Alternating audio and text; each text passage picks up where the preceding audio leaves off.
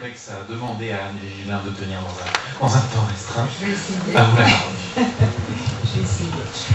Donc, je suis Anne Jay, responsable de l'espace auto-formation de la Bibliothèque publique d'information de Centre Pompidou à Paris. Donc, petit rappel pour ceux qui ne connaissent pas la BPI, je ne sais pas s'il y en a beaucoup, mais quand même. C'est une bibliothèque qui est au cœur de Paris, c'est une bibliothèque à mission nationale. C'est pas la BNF, oui, c'est une bibliothèque à mission nationale et c'est une bibliothèque d'information ouverte à tous, 62 heures par semaine, sans aucune formalité d'inscription. Et ça, c'est très important parce qu'on va y revenir. Voilà. Donc, et bon, je vais essayer de ne pas trop répéter non plus ce qu'a dit Françoise, donc je ne vais pas forcément en dire tout ce qu'il y a sur le PowerPoint. Mais en fait, effectivement, éducation tout au long de la vie pour une citoyenneté équitable, et bien, et les bibliothèques là-dedans, et je vais aller un peu plus précisément que Françoise sur toutes les questions et toutes les questions qu'il y a autour de la formation tout au long de la vie, le numérique, les bibliothèques, et en gros sur l'auto-formation.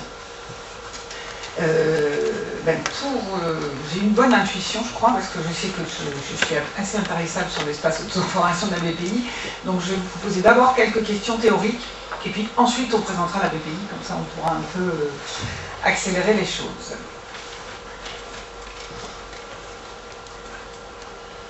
Alors, voilà, la formation tout au long de la vie, c'est aussi dans les bibliothèques, et là c'est une phrase que j'aime beaucoup, c'est qui a été employée, on a depuis un bout de temps à la BPI, participer au colloque auto-formation organisé par le GRAF et des universitaires surtout de Paris, avec Philippe Carré, Daniel Poisson, donc des spécialistes universitaires de la formation continue pour adultes. Et à la fin d'un colloque où on nous avait dit « Mais pourquoi vous êtes là, les bibliothécaires, pour parler d'auto-formation ou de formation accompagnée, qu'est-ce que vous avez à faire là ?» Et je me souviens de cette phrase de Daniel Poisson qui avait dit « Mais fichez-leur la paix, il faut participer à la biodiversité des apprentissages et donc les bibliothèques ont parfaitement leur place dans ce processus. » Donc apprendre tout au long de la vie, c'est une idée qui est déjà ancienne. Alors bon, je vais vous la lire parce que ça... Condorcet disait « Nous avons observé que l'instruction ne devait pas abandonner les individus au moment où ils sortent des écoles, qu'elle devait embrasser tous les âges, qu'il n'y en avait aucun où il ne fut utile et possible d'apprendre, et que cette seconde instruction est d'autant plus nécessaire que celle de l'enfance a été resserrée dans des bandes plus étroites. » Je pense que vous êtes d'accord avec moi que l'actualité de cette formule est extraordinaire. Et Jules Ferry disait aussi, on peut tout faire pour l'école et pour le lycée ou l'université, mais si après il n'y a pas de bibliothèque, on n'aura rien fait. Donc on est bien au cœur de la formation tout au long de la vie. Et là c'est un petit clin d'œil, c'est un conservateur de la Bibliothèque nationale qui dit que les bibliothèques doivent prendre leur place dans l'éducation permanente, mais pour ça il faut qu'elles reçoivent les moyens matériels de s'adapter aux besoins actuels. C'est aussi tout à fait d'actualité. Alors, bibliothèque formation tout au long de la vie, juste une petite phrase parce qu'on a parlé tout à l'heure de l'éducation populaire. C'est vrai que les bibliothèques ont eu du mal à s'intégrer dans la formation tout au long de la vie. Elles n'ont pas beaucoup accompagné les gens d'éducation populaire, et c'était vraiment considéré comme des lieux d'érudition. Mais maintenant, eh ben, c'est un défi. C'est un défi qu'il ne faut pas louper. Les bibliothèques doivent être aussi au cœur de l'accès à la formation tout au long de la vie. Donc voilà, pour permettre de bénéficier de l'apport du numérique, pour lutter contre la fracture numérique, pour répondre à toutes les mutations, aux mutations de la société, aussi beaucoup pour chercher des solutions aux situations d'exclusion. Ça, je crois qu'on va y revenir parce que ce matin, on a eu plutôt la vision des formateurs et des gens qui accueillent des publics qui sont dans des processus de formation, pas qui sont dans des circuits. Dans les bibliothèques, on a aussi ceux qui sont hors circuit. Et donc accueillir tous les publics. Donc je me répète, mais ça, voilà. Donc pour une bibliothèque, ça veut dire essayer de toucher tous les publics, offrir une collection multimédia numérique, offrir des accompagnements, des services associés, des conditions matérielles favorables, ça c'est une évidence. Et il faut convaincre les bibliothécaires que ça fait partie des mutations de leur métier, convaincre les décideurs aussi, parce que pour l'auto-formation, il faut quand même un minimum d'investissement, surtout avec le coût du e-learning actuel qui a été souligné tout à l'heure par la directrice. Et donc voilà, beaucoup de questions pour les bibliothèques. Alors, les collections, les outils, le public. L'essentiel, c'est de penser au public qu'on veut toucher dans... alors, c'est un peu dans l'optique d'un espace auto-formation ou d'espace auto-formation dans nos bibliothèques. Donc, surtout pas d'exclusives, des jeunes aux seniors, alors, j'insisterai aussi beaucoup les publics du français langue étrangère. Alors là, effectivement, la situation parisienne est peut-être un peu différente de la situation provinciale quand même.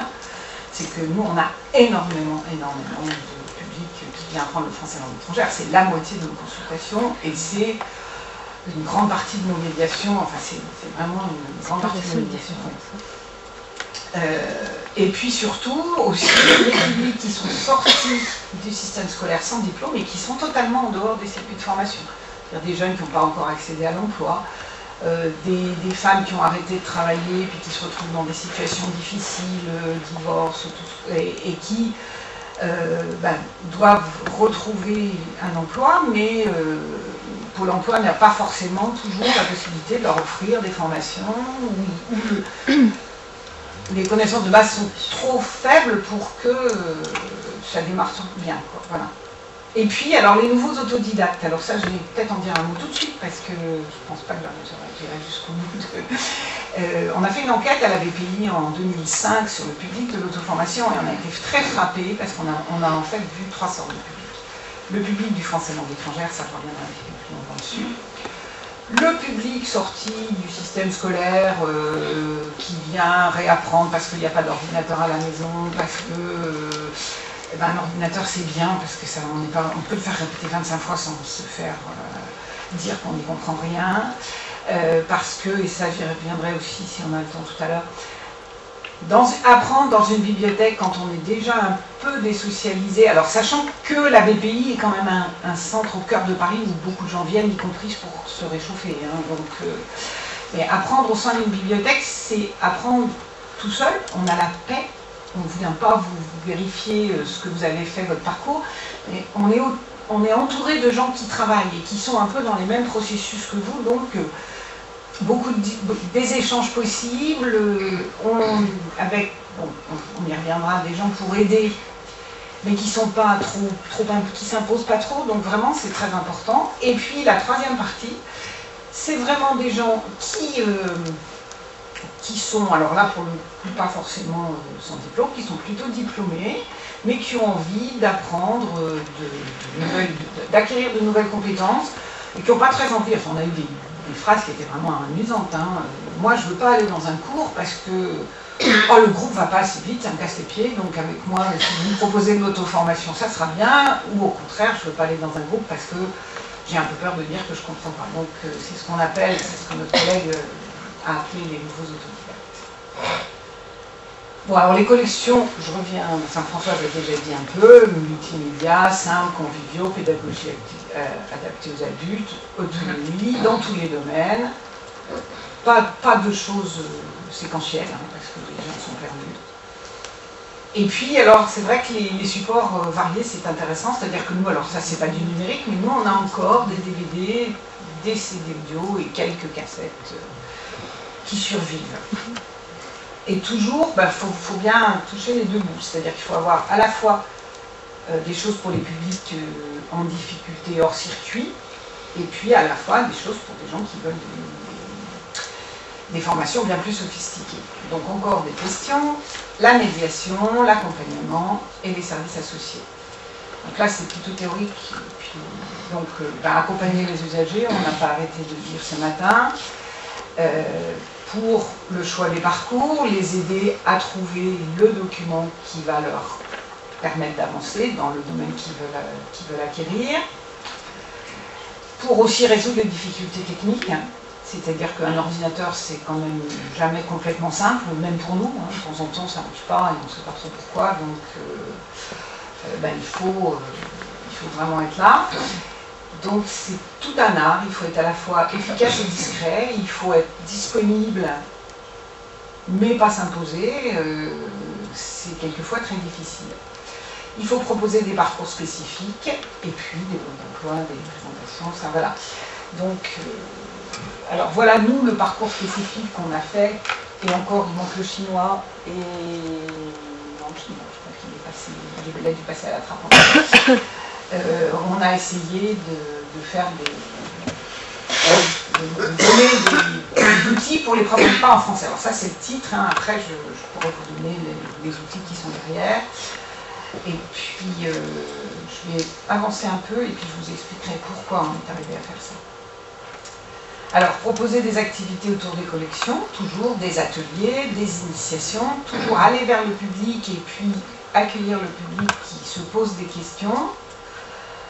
Des ateliers de conversation, alors ça c'est notre grande réussite, hein. On a eu, je ne sais plus, 1600 personnes l'année dernière sur les ateliers de conversation linguistique français, anglais, espagnol, chinois, allemand. Et des ateliers informatiques et internet. Alors ça, c'est la grande nouveauté, ça ne va pas commencer. Ça va commencer la semaine prochaine avec une stagiaire finlandaise qui arrive lundi et qui va démarrer ça avec nos collègues.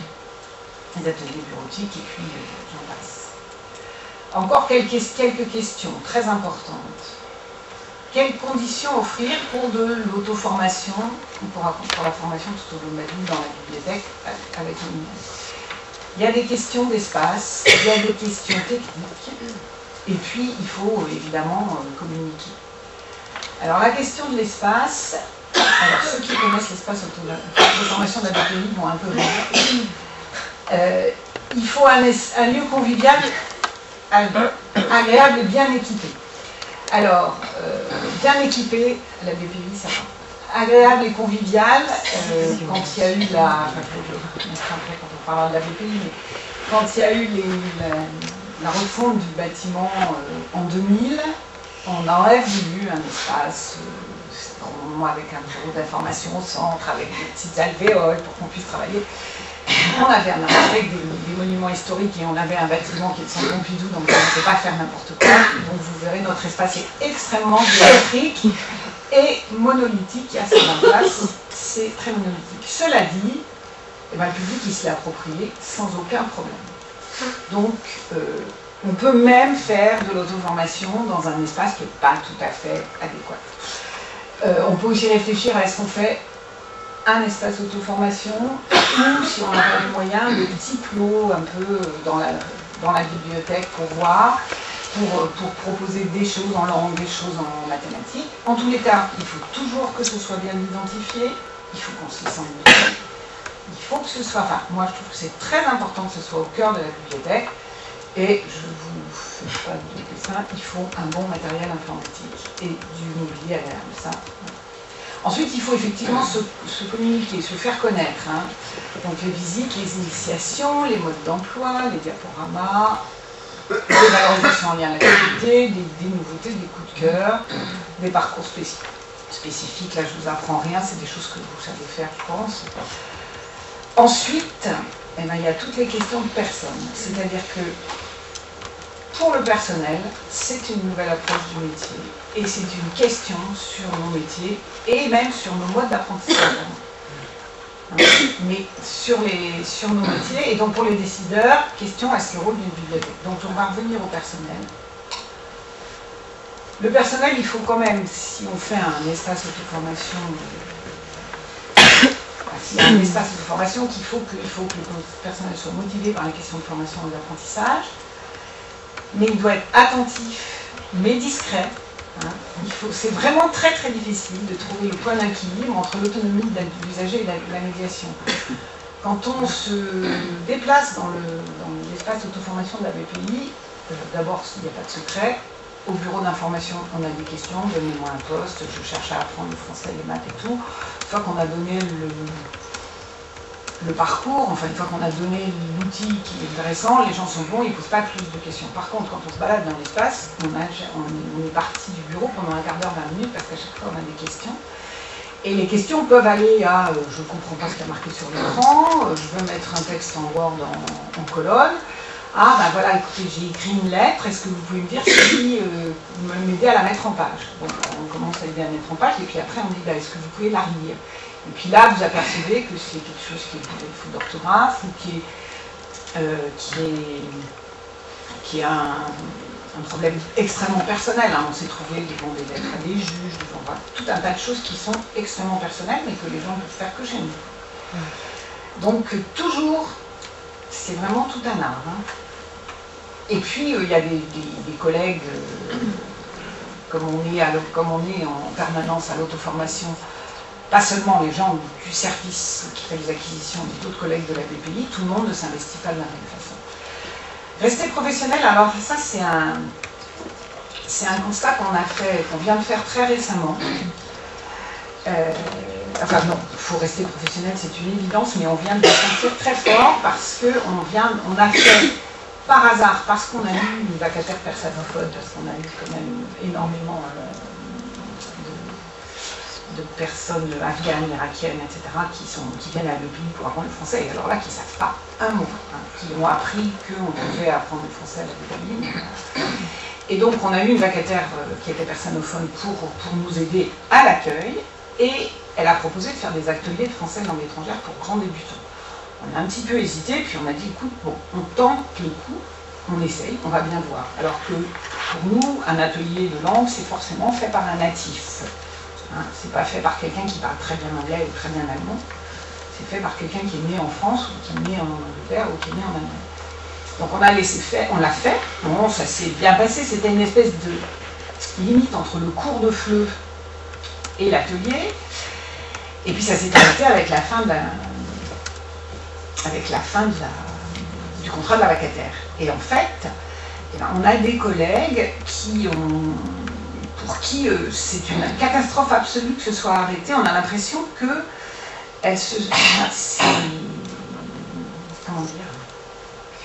personnellement, elles sont affectées par le fait qu'on a arrêté cette proposition.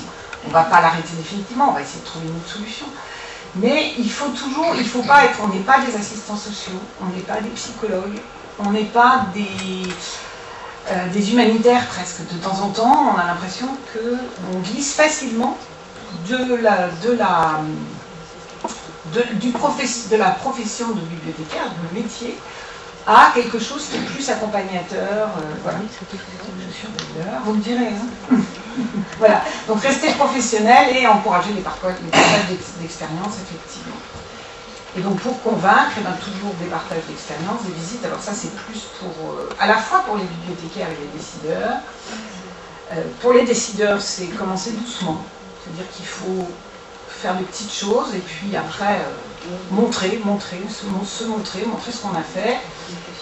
Et puis il y a aussi quelques mémoires cibles qui sont très intéressants sur les espaces auto-formation, en particulier celui de Joël Carré, qui reprend justement l'histoire, surtout les collègues de l'éducation populaire, mais qui reprend l'histoire des bibliothèques et de l'éducation populaire. Et donc les voilà, les références, donc je vous les donnerai. Et alors, bon, ça c'est un peu pour rappeler, hein, pour résumer, donc des collections encyclopédiques, et il ne faut rien s'interdire. Ne pas oublier qu'il y a plein de choses sur le web gratuit, et gérer les problèmes informatiques. Et alors je reviens, parce que ça pour nous c'est très important, et en particulier pour le public du FLE, l'anonymat et la gratuité. C'est-à-dire quand quelqu'un arrive, on ne sait pas s'il est en situation régulière, irrégulière, etc. Et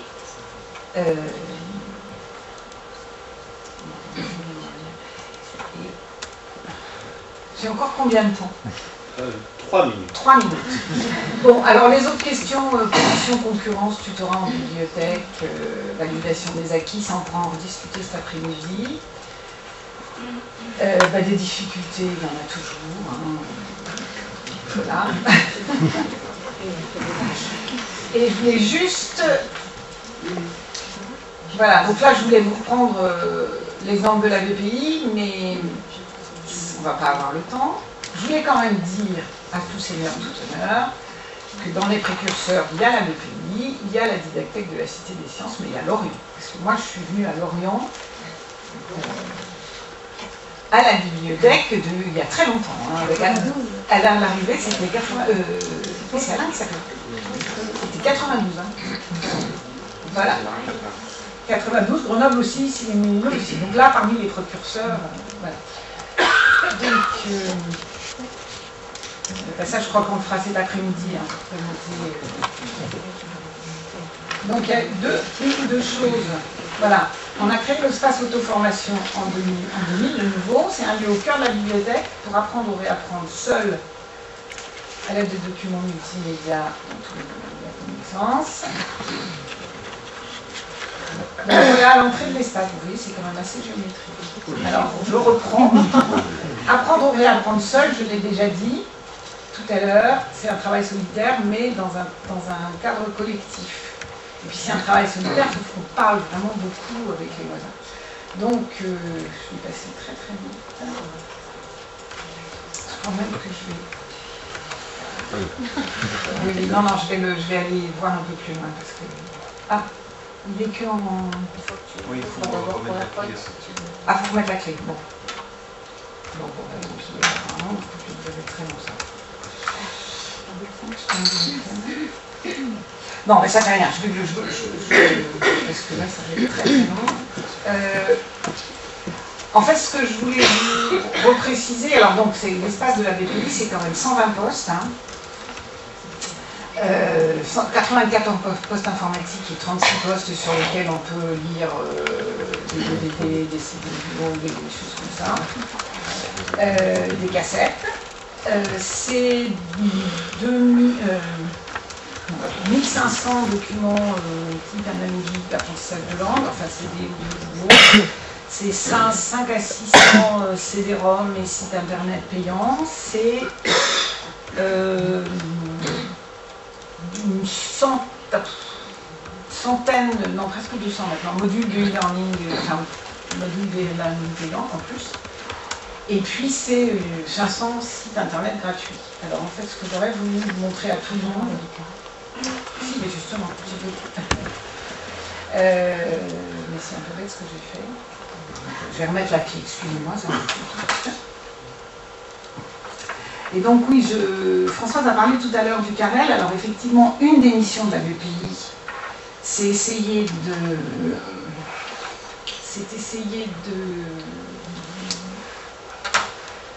de négocier avec les éditeurs des tarifs pour les sites internet payants. Et c'est une œuvre extrêmement complexe. Parce qu'effectivement, on a des...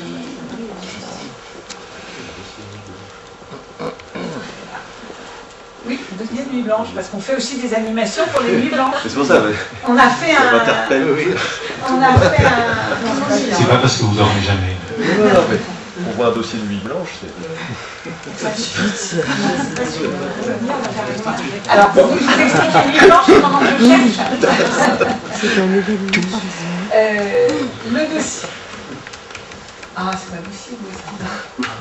Finalement, le dossier de nuit blanche. Voilà. On a fait un atelier polyglotte le soir des nuits blanches, c'est-à-dire qu'on a fait un goûter avec tous les gens qui venaient dans nos ateliers linguistiques. Et puis on leur a dit, essayez de parler chacun dans votre langue. C'était absolument passionnant. Absolument passionnant, c'était vraiment Babel à Bobo. Bon, ce qui est vrai, c'est que la BPI au départ, oui, la BPI au départ, c'est quand même le laboratoire de langue hein, en 77 qui était une idée à la fois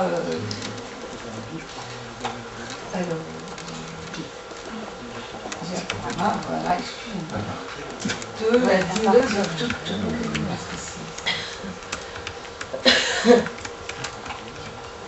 Voilà. Bon. Donc, c'était une idée géniale qui a fleuri alors qu'on ne s'y attendait pas forcément. Et autre chose aussi, dans un espace auto-formation, il faut toujours être très attentif à ce que demande le public. Parce qu'il devait y avoir 2 cassettes d'apprentissage du français langue étrangère. Inutile de vous dire qu'au bout de 6 mois, il y avait la moitié de pas la moitié de la collection, mais une grosse partie de la collection. Donc, et alors, je m'amuse parce qu'il y a une collègue tout à l'heure qui a dit qu'on n'avait pas forcément besoin de faire de dactylographie pour utiliser un ordinateur, qu'effectivement il y avait l'apparition de l'écran, mais en 2000 on a mis un CD-ROM de dactylographie. Ben, ça a été la ruée absolue. Donc maintenant on en a voilà. Donc et donc oui, pour résumer ce qui nous a guidés en 2000, c'est-à-dire qu'on est passé à une offre de collection d'auto-formation, comme les bons bibliothécaires que nous étions, nous offrions une collection. Et on s'est dit non, il faut absolument qu'on passe à une offre de service, et la collection, elle va suivre les services qu'on peut donner. Alors, je vais juste...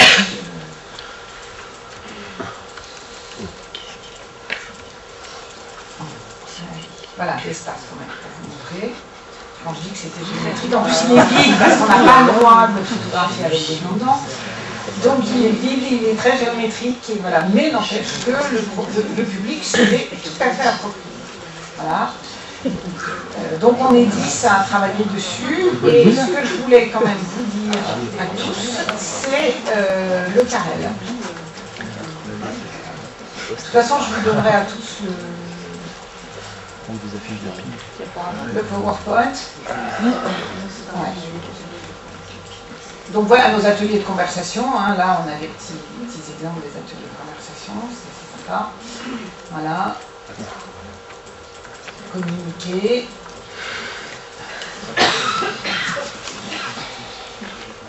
Là, on revient effectivement aux usages. Hein. Donc, nous, on a aussi des gens qui viennent apprendre des langues parce qu'ils sont amoureux. On a un qui change de langue assez souvent, donc il change d'amour assez souvent. Ici, on a beaucoup de choses qui sont très rigolotes aussi. On apprend le français sans pitié, le français sans peine. Voilà, etc. Et donc là, non, je ne vais pas retrouver la diapo, mais donc le carrel. C'est donc la BPI qui essaye de négocier des outils multimédia d'auto-formation pour l'ensemble des bibliothèques françaises. Pour le moment, il y a essentiellement des outils qu'on appellerait généralistes. On a beaucoup de mal à négocier les outils d'auto-formation parce qu'on n'est pas du tout dans un modèle économique qui correspond à ce que veulent les éditeurs de e-learning. On n'est ni Renault, ni EDF, ni une entreprise de formation. On est une bibliothèque, donc on peut dire que personne ne fera une formation de A à Z. Parce que pour se former, il faut aussi aller en dehors des bibliothèques. Hein. Là, on est tout à fait d'accord. Et puis, on ne peut pas payer à l'apprenant. Donc, pour ce qui est des outils d'auto-formation, on essaye de négocier. C'est pour ça que quand tu disais 80 € pour autodidacte, j'étais très inquiète. Je me disais que ça s'était fait dans notre dos, mais c'est pas pour ça que pas pour autodidacte. Mais cela dit, il y a, dans la nouvelle organisation de la BPI, le carrel est très renforcé, et donc on devrait avancer plus vite. Et on est aussi... on attend aussi les expériences des bibliothèques, les découvertes des bibliothèques, parce que nous, on ne voit pas forcément tout. Hein. Et puis, les négociations des bibliothèques, parce que nous, quand on va négocier, on a quand même la BPI, donc a priori, ça fait de l'argent. Donc, quand les bibliothèques négocient, elles en ont moins, et donc on peut travailler mieux. Donc, il va y avoir un groupe carrel plus structuré autour de la négociation des outils de e-learning. Le carrel est en accès libre à tout le monde. Le carrel est en accès libre à tout le monde, mais ça ne va pas durer. Voilà, alors, parce que le carrel vient de se transformer en association. Là, je réponds peut-être à cette question-là. Oui, absolument. Et puis, donc, en fait, ça vient de se transformer en association. Donc, les membres de l'association carrel auront accès à l'ensemble des outils. Ce qui sera accessible à tout le monde, à toutes les bibliothèques, enfin à tout le monde, hein, c'est juste la liste le catalogue, la liste des outils négociés. Par contre, les commentaires, les critiques, etc., je pense que ce ne sera pas forcément accessible à tout le monde, mais c'est en train de se faire, donc je ne peux pas vous répondre catégoriquement. En revanche, à la BPI, il y a quand même une chose qui est très intéressante, mais ça, si vous êtes, je pense que vous l'avez peut-être déjà découvert tout ça, c'est que sur notre catalogue, si vous allez à l'auto-formation, vous avez en haut, à gauche, à droite de l'écran, je pourrais vous montrer cet après-midi, une entrée dans notre catalogue qui s'appelle En accès libre sur le web. Donc ça, c'est l'ensemble de notre sélection de sites gratuits. Il y en a quand même 400 ou 450. Cela dit, petit bémol, ce sont les sites gratuits qui marchent sur le système informatique de la BPI. Donc, il y en a qui ne marchent pas, en particulier en langue, à cause des problèmes de reconnaissance vocale. Nous sommes en train de réfléchir à faire des signés, parce que c'est vrai que moi, mes collègues d'auto-formation, sur les sites gratuits, sur 10 balayés, il y en a 6 qui arrivent au public, hein, pas plus.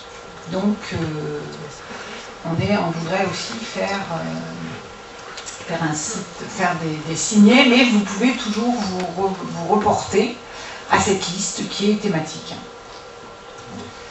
Merci Voilà. beaucoup. Alors juste, d'une part, ça va être possible de continuer cet après-midi dans l'atelier autour des bibliothèques et d'auto-formation. J'ai regardé la liste des participants, il y a à peu près la moitié, un peu moins, un peu plus, des participants qui sont professionnels, bibliothécaires, documentalistes, et une autre moitié qui ont d'autres entrées, d'autres profils. Moi, je voulais donc profiter de ce moment en plénière pour conclure en 1 minute, pour poser deux petites questions par rapport à des choses que vous avez mentionnées. Le point que vous avez signalé, de dire au fond, on est dans des contextes où pas beaucoup de gens font une formation de A à Z. Dans une bibliothèque. Dans une bibliothèque. C'est-à-dire qu'ils vont peut-être la faire ailleurs et autrement, mais voilà, dans une bibliothèque. Moi, j'ai l'impression qu'il y a, si je fais la passerelle avec la précédente table ronde, c'est cette question de se dire, une partie de ce qu'on a devant nous, c'est parmi à l'intérieur des parcours en auto-formation, des nouvelles formes de la formation, etc. C'est le fait on va dire, de varier les modalités et de se retrouver avec des complémentarités qui se font et on va dire un mode procédural qui est quelque chose qui est mis au défi par des modes beaucoup moins procédural ou processuel, beaucoup plus discontinus, etc. C'est un peu le constat que vous faites en résumé, et c'est un petit peu ce qu'on peut se dire, c'est-à-dire qu'une partie des propositions numériques, ce que vous disiez tout à l'heure, une partie des propositions numériques qui visent à faire entrer les gens dans un tunnel et puis à en sortir quand c'est fini, est quelque chose qui ne se passe plus forcément exactement de cette façon-là. Et la deuxième chose sur laquelle vous êtes rapidement passé, en disant j'aurais pas le temps d'en parler, c'était la VAE. Oui, parce que c'est des questions qu'on nous a posées. C'est-à-dire, est-ce que je viens à l'auto-formation à la BPI, est-ce que vous pouvez me mettre un peu de tampon comme quoi je suis venue, donc non, puisque nous, enfin, je suis venue, oui, mais j'ai travaillé, non. On n'a absolument pas, nous ne sommes pas des formateurs, nous ne prétendons pas être des formateurs, et donc nous ne pouvons pas juger du travail, certifier du travail fait. En revanche, un certain nombre de logiciels d'apprentissage donnent le point. Enfin, on peut imprimer le point du travail à la fin de la séance, donc ça c'est possible, mais on ne peut pas certifier, ça c'est sûr. Voilà. Et d'autre part, François Sarniewski a insisté tout à l'heure sur l'importance des partenariats, c'est-à-dire de ne pas essayer de tout faire soi-même, et j'ai l'impression que ça rejoint... C'était exactement la même chose, donc je ne suis pas revenue dessus, mais on est partenaire avec des organismes de formation. On a pendant un temps, mais là c'est faute de bras qu'on n'y arrive plus, mais s'il y en a qui veulent nous aider, c'est possible, organiser des journées professionnelles avec des éditeurs d'auto-formation. Hein. Là, ça devient, c'est un peu compliqué, mais enfin, on va peut-être justement, avec la nouvelle configuration du Carrel, refaire quelque chose d'un peu plus vaste sur l'ensemble de la documentation électronique. Mais je voulais répondre à votre première phrase. Quand je dis les gens ne font pas une formation de A à Z, c'est quand on négocie, je ne sais pas, par exemple, avec la bureautique, les éditions EMI.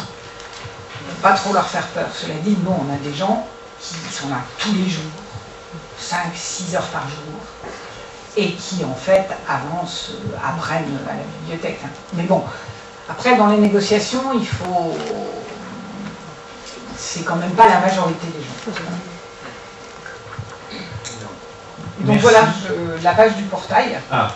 Voilà, la page du portail, donc vous faites recherche documentaire une fois que vous êtes sur le site de la BPI, auto-formation. Et c'est la diapo suivante. En accès libre sur le web, voilà. Et là, vous avez tout notre accès thématique et derrière tous les sites. On pourra presque le faire en ligne pour ceux qui sont là cet après-midi. Je pense que c'est plus intéressant. Je peux juste te dire quelque chose. Non, Voilà, je voulais dire que le risque de l'auto-formation, c'est le décrochage. C'est très dur de travailler tout seul. Donc je crois que là, les bibliothèques interviennent soit après une formation présentielle, c'est-à-dire que là, la personne a suivi une formation avec des formateurs et elle continue de se former, parce que les formations, c'est toujours des modules très courts. Soit ça peut être en amont, c'est-à-dire que c'est la bibliothèque accompagne une personne pour travailler toute seule, puis après, à un moment donné, elle lui dit, bah tiens, il y a tel organisme qui fait telle formation, et puis du coup, parce qu'on a des partenaires, on peut orienter la personne vers des cours quand même plus structurés avec des vrais professionnels de formateurs. Et là, c'est notre rôle aussi, parce qu'il y a plein de gens qui se font une image parfois fausse de la formation, qui ont peur de s'inscrire à des choses. Et puis, il faut dire aussi qu'il n'y a pas assez de place non plus dans les circuits de formation habituels. Donc, l'auto-formation, c'est un peu par obligation. Hein, la société fait en sorte que les gens ont besoin de se former par eux-mêmes. Et là, ben voilà, on fait ce qu'on peut, mais c'est vrai qu'il y a un gros risque de décrochage, et ça, c'est vraiment l'écueil des ressources d'auto-formation, je crois. Et là, je rajouterais que ce qui est très important, justement, c'est le maillage territorial. Nous, à la BPI, on peut aider des gens dont on a l'impression qu'ils décrochent. Bon, quand ils reviennent tous les jours, on peut les aider, mais on ne peut pas, vu qu'on a un public quand même qui vient d'un peu partout, de Paris, de la banlieue, on ne peut pas travailler directement avec les pôles emploi du coin, entre guillemets. On peut faire des ateliers sur la recherche d'emploi, ça on va faire ça aussi, mais on n'a pas d'ancrage territorial réel. Vous avez un ancrage territorial réel, et c'est là que c'est très très important de travailler avec les acteurs locaux. Vous avez une région qui fait beaucoup, je crois, en matière de formation et de formation, donc ça c'est très très important, les partenariats locaux. Et puis ça enrichit considérablement nos connaissances, notre profession, toutes nos questions, c'est vraiment très très important. Merci, grand merci à toutes deux.